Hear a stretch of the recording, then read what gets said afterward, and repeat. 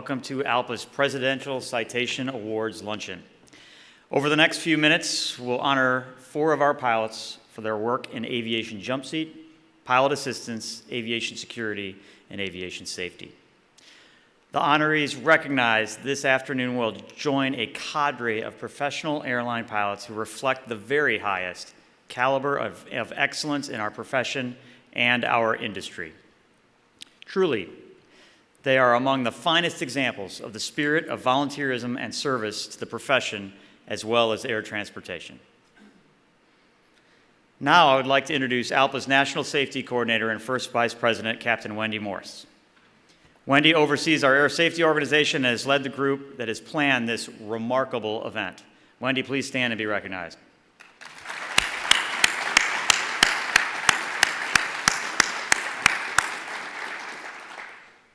I would also like to introduce our 2 other elected national officers, ALPA Vice President Administration Secretary Captain Sean Creed and Captain Wes Clapper, ALPA Vice President Finance Treasurer. Stand up, come on. There you go. They got the business casual memo.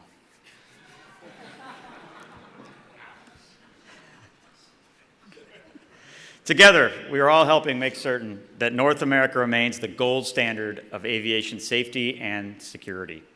Now it is my privilege to honor 4 ALPA pilots with presidential citations for their outstanding work and contributions. Air Transat Captain Mark Gartner is the recipient of the 2023 ALPA Aviation Jump Seat Presidential Citation for his contributions as an ASO volunteer, specifically for his efforts to enhance and strengthen jump seating in Canada.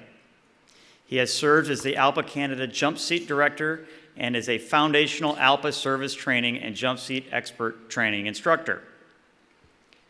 He was instrumental in the implementation of Canadian Aviation Regulations Part 705.27, contributed to the continued development of the Jump Seat Expert Training Program, and has worked on harmonization issues as they pertain to Canadian jump seat coordinators. In addition to his jump seat work, Captain Gartner has previously served in a number of other volunteer capacities, including as chair of Bearskin's MEC Strike, Membership, Insurance, and Negotiating Committees, as well as the MEC's Secretary-Treasurer. May I ask Captain Gartner to please join me on stage.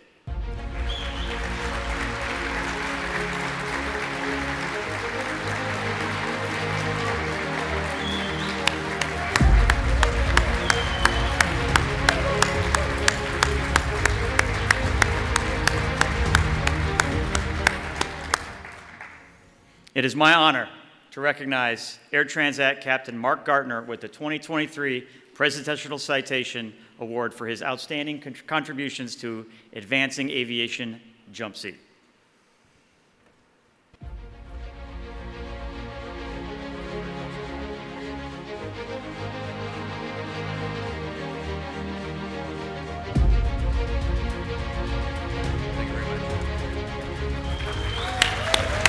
Congratulations, Captain Gartner. United Airlines First Officer Barbara Benson is the recipient of the 2023 ALPA Pilot Assistance Presidential Citation for her work as an ASO volunteer in the Critical Incident Response Program, or CHIRP. First Officer Benson has been a member of the United MEC CHIRP Committee since 2013 and worked as CHIRP coordinator from 2019 to 2023.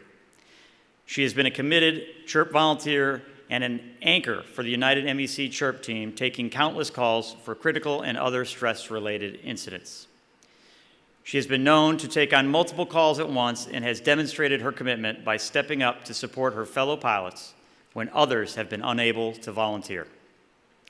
First Officer Benson was unable to join us today, but United MEC Chair Captain Ann Worcester is here to accept the award on her behalf. Captain Worcester, please come join me.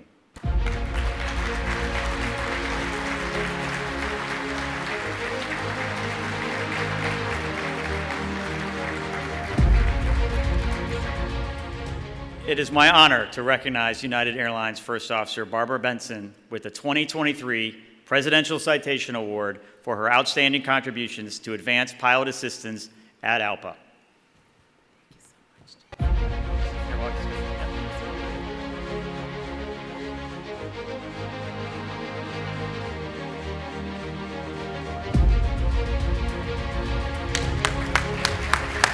Thank you, Captain Worcester.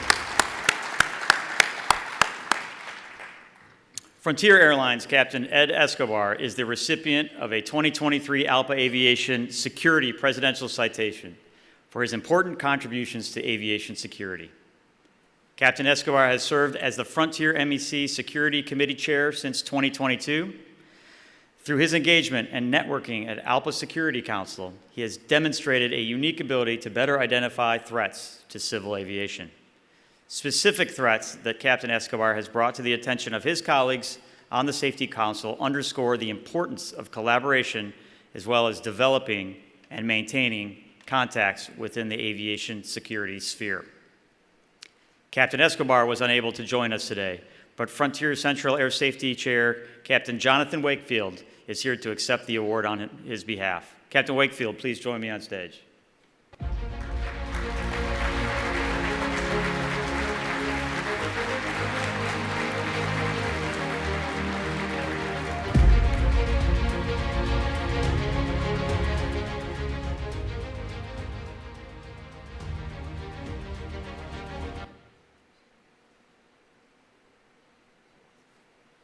Please recognize Frontier Airlines Captain Ed Escobar for receiving ALPA's 2023 Presidential Citation for Aviation Security for his outstanding contributions.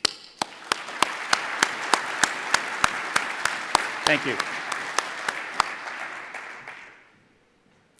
We have a special award presentation now.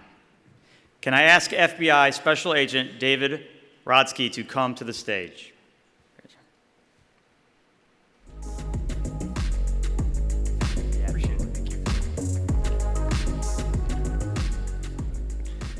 This is very dynamic and not what I'm used to in the FBI at all. But I want to tell this story in 3 minutes or less, and I hope and pray, Ed, you're actually, he should be watching online.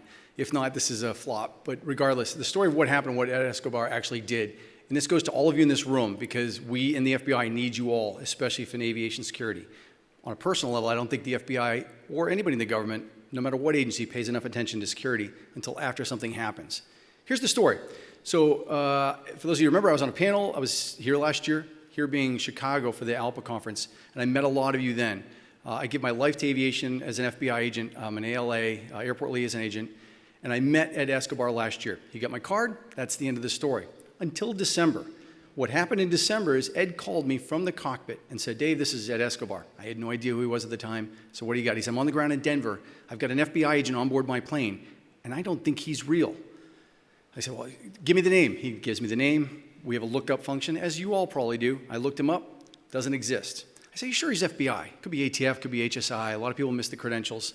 He said, Dave, me and the flight crew all looked. He's got FBI credentials. He's the only one on the plane. Is a Leo flying armed, and hopefully most of you should know what that means. And I immediately got off the phone with him. I said, I'll call you back in 3 minutes. He said, general boarding begins in 15 minutes. We'll be closing the door in 25. I said, give me 5. I called FBI Denver, couldn't get anyone there. I got back on with Ed Escobar, working in partnership. It shouldn't matter who any of us work for. I said, Ed, let's do this. Let's get the airport police. Let's double check his credentials. Keep me on your phone right now. Do not tell him who I am. Just play it off as though I'm with Frontier Airlines, corporate. We got him off the plane, and I talked to this individual. I said, hey, I don't know anything about you guys, FBI. Where you out of Quantico? What do you guys do? He said, I'm out of what's called the Washington Field Office, blah, blah, blah. I said, what's your name? How do you spell it? And he spells it for me, and I said, well, I'm Special Agent Dave Rodsky in the FBI, and you don't exist. So who are you for real? Turns out he says, I'm retired. I'm like, oh, you're one of them. And that was not the case. Turns out, I said, well, when did you retire? He said, February. I said, how long were you with the FBI? He said, 8 months. And I said, and you still have your credentials? He said, I do. This prompted an opening of an investigation, and I love the fact that we all keep each other in check.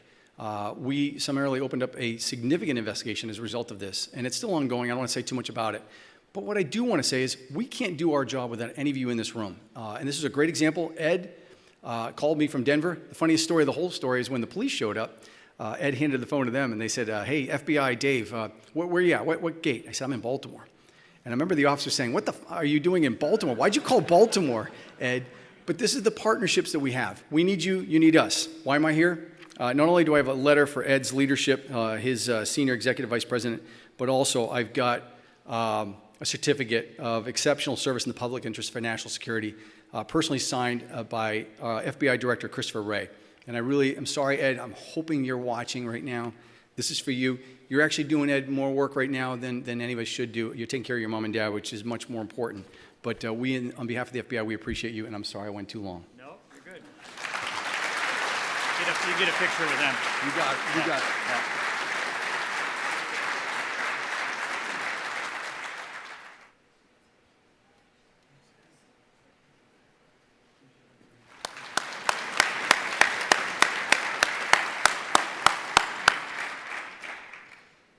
Last but certainly not least, FedEx Express Captain Rich Huey is the recipient of the 2023 ALPA Air Safety Presidential Citation for his contributions to aviation safety. Captain Huey currently serves as the FedEx Central Air Safety Committee Chair, co-lead of the CAST Data Metrics Tiger Team, member of the CAST Strategic Implementation Team, and member of Joint Implementation Data Analysis Team player, as he previously served as ALPA's Air Safety Chair. Captain Huey believes that safety knowledge should be shared and trusted across properties and always a team sport. This total team concept requires collaboration across traditional barriers and includes labor, airlines, regulators, manufacturers, trade associations, and contractors. Captain Huey also applies this approach to his work as ALPA Cargo Committee Chair, a role in which he highlights the all-cargo pilot community's risk differences and safety deficiencies. In addition to his safety work, Captain Huey previously served as the ALPA FedEx Scheduling Committee Chair and the ALPA Flight Time Duty Time Committee. Captain Huey, will you please join me on stage?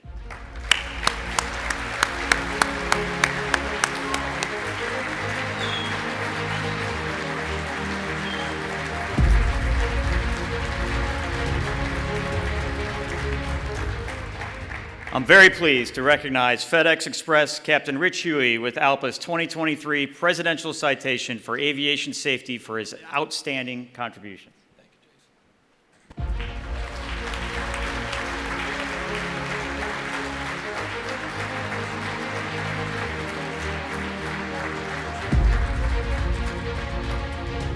Jason. Congratulations, Captain Huey. We now have an additional special award presentation by the FAA right now. Can Federal Air Surgeon Dr. Susan Northrup please join me on stage? I don't know where you're coming from, because sometimes you come from the back. I came from over here. Good afternoon. First, let me apologize for not being here earlier today, but I had a command performance, and sometimes I have to salute smartly. But that had been about 2 months ago.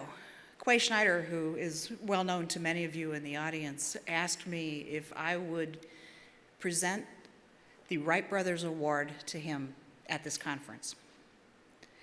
And when I looked at him figuratively over the phone, I went, I'm not in flight safety or flight standards. That he's going, no, it says any FAA official. And I went, okay, I'm in. And I didn't tell my bosses I was leaving the conference that I have at command performance because I'm going to be here. This is important. This is amazing. So for those of you who aren't aware of what the Wright Brothers Award is, it's named in honor of Orville and Wilbur Wright, who are, of course, the two American pioneers credited with inventing, building, and flying the world's first powered aircraft, and Kitty Hawk in December of 1903. This award is the highest award that we give a pilot in the U.S. by the FAA that is certificated under 14 CFR Part 61. It's named after the Wright brothers to recognize individuals who have exhibited exemplary aviation expertise, distinguished professionalism, and steadfast commitment for at least 50 years of piloting experience. Now, I bet most of you didn't know that Quay was that old. But nonetheless. So let me tell you what the criteria are for this. You have to hold a U.S. Civil Aviation Authority or Federal Aviation Administration pilot certificate. have 50 or more years of civil and military piloting experience combined in either pilot or aircraft operations, 20 years of which can be in the military. The effective start date of the 50 years is the date of their solo flight. They have to be a U.S. citizen, and they have to never had a certificate revoked or withdrawn. So, kudos, Quay. Now, I've known Quay for 32 years. He was a resident in aerospace medicine when I was a wet behind-the-ears captain flight surgeon. And I went to my first ever Aerospace Medicine Association meeting, and he was the resident. And he's been one of my mentors and peers ever since. Now, I knew Quay had this fascination with gliders. I didn't know exactly how much of a fascination with gliders. So let me say a little bit about him as far as his flying, because that's what we're here about. You know all of his stuff for medicine. He's represented this organization for a very long time. He's also been a key member of 2 ARCs, aviation rulemaking committees, that we've had on pilot fitness and mental health. He serves at the Aerospace Medicine Association in several capacities as a leader and a spokesman for your constituents.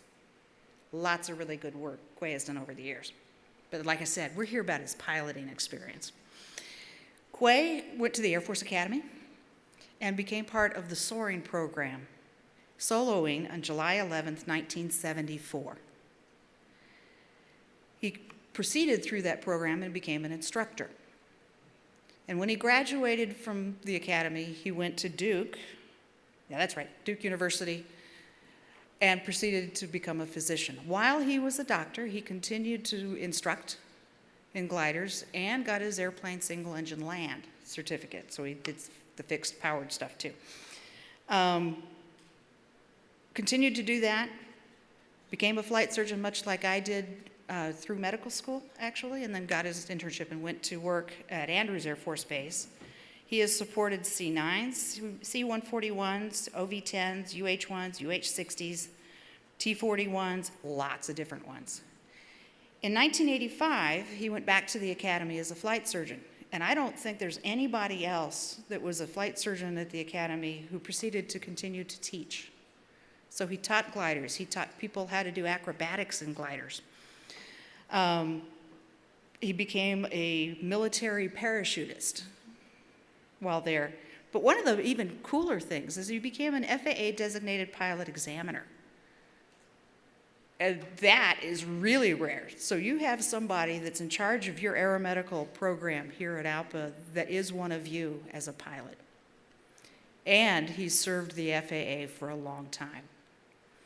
So I can't think of anybody I would be prouder to present this award to than Dr. Quay Schneider, a dear friend, an incredible colleague, and near and dear to the aerospace medicine community. So Quay, if you'd be so kind.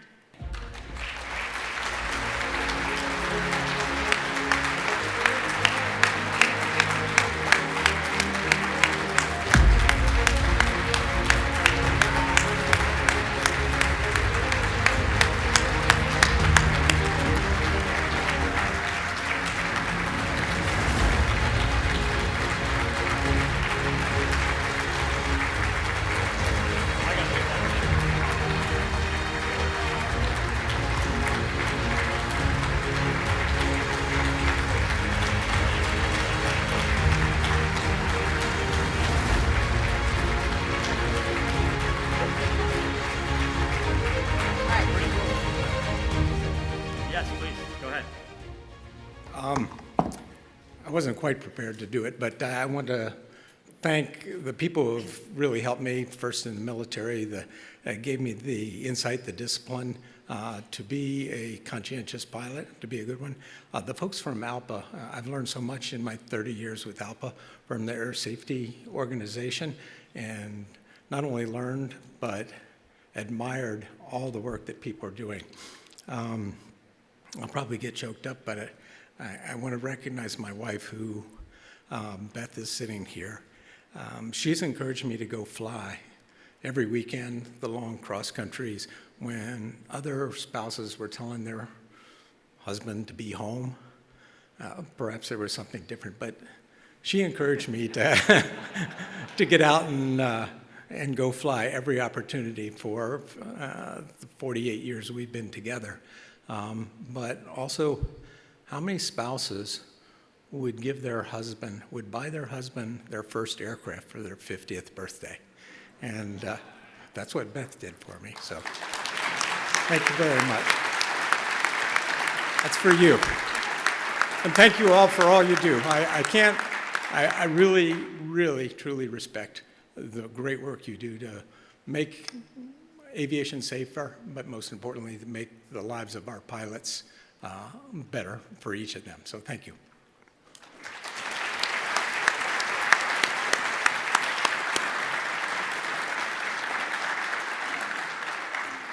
Thank you so much, Dr. Northrup, for joining us and giving Quay this award. And Quay, nobody deserves it more than you, buddy, because you do so much for ALPA pilots day in and day out that you deserve it. So one more for Quay, Dr. Quay Schneider.